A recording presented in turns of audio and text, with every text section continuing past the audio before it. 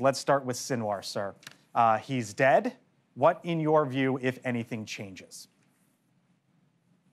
Well, it's a good day for the whole world that this particular terrorist who was responsible for planning the October 7 attack on Israel has met his just desserts.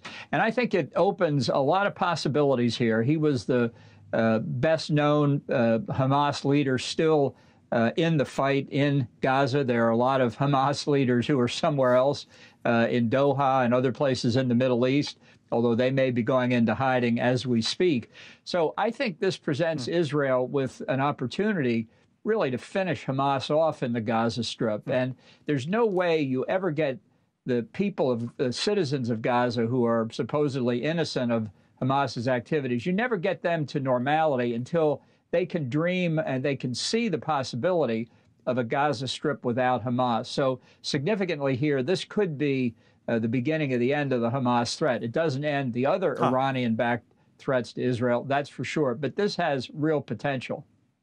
Yeah, I'll get to that in a second. He was eliminated. He was killed in Rafah, key southern city in Gaza. And this is what Kamala Harris said about Rafah earlier this year. I want to get your reaction on the other side.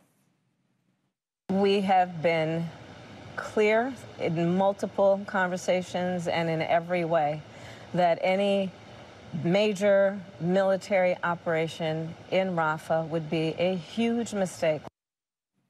A huge mistake, she said. Mr. Ambassador, we all know you've been critical of Donald Trump. I wonder who you think is best positioned to lead this country going forward, him or her, when it comes to the Middle East. Neither one of them, frankly. I don't think either one is fit to be president. But I think what you just played from Vice President Harris shows the fundamental bankruptcy of the Biden administration approach. They were more worried about a wider war than they were about allowing Israel to eliminate the Hamas terrorist threat. There have been atrocities committed in the Gaza Strip because of Hamas using its fellow Palestinians as human shields, building a fort underground in Gaza and trying to use their own people to prevent Israel from exercising its legitimate right of self-defense. It cannot be that the terrorists get a veto over self-defense by committing another terrorist act, not against Israel, but against their fellow Palestinians. Yet that is Hamas's whole battle plan. And it's why when Israel says its goal is the elimination of Hamas politically and militarily, that's really the only acceptable outcome for people who want to end the terrorist threat.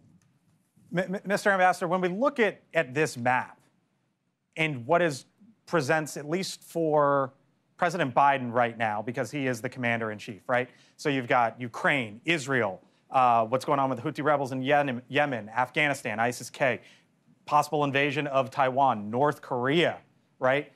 When you look at this map, sir, what do you see? Well, I see a need for American leadership in the world, strong leadership with our allies to combat what is increasingly the threat from a Chinese-Russian axis. It's not fully formed yet, but it's certainly in working order. And these threats, as you run through Europe, the Middle East, and Asia, are connected by the fact of that axis.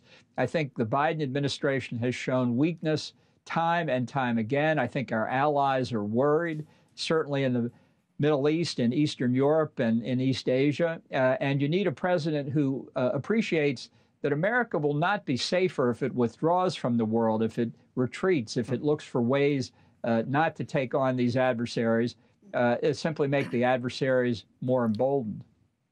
Let me leave you with this. When you look at what's happening across the world right now, there are American troops all over this country, as you well know, and they are fathers, they are mothers, they are husbands, daughters, brothers, sisters, and on down the line. How should they be viewing the upcoming few years here, as you see it? Well, I think they should be hoping that you have a president that dramatically increases the defense budget, that follows and understands what Ronald Reagan's peace through strength strategy entailed, that the best way to protect American interest and avoid war is being much stronger than your adversaries so that they're not even tempted to engage in aggression or the use of force for fear of the consequences. And right now, we are not feared in too many places. Ambassador John Bolton, got to leave it there. Always nice to speak with you, sir, and thanks for being with us here on the Hill. Appreciate it. Thanks for having me. Thank you for watching, and make sure you go to joinnn.com to find NewsNation on your television provider. And don't forget to click the red subscribe button below to get more of NewsNation's fact-driven, unbiased coverage.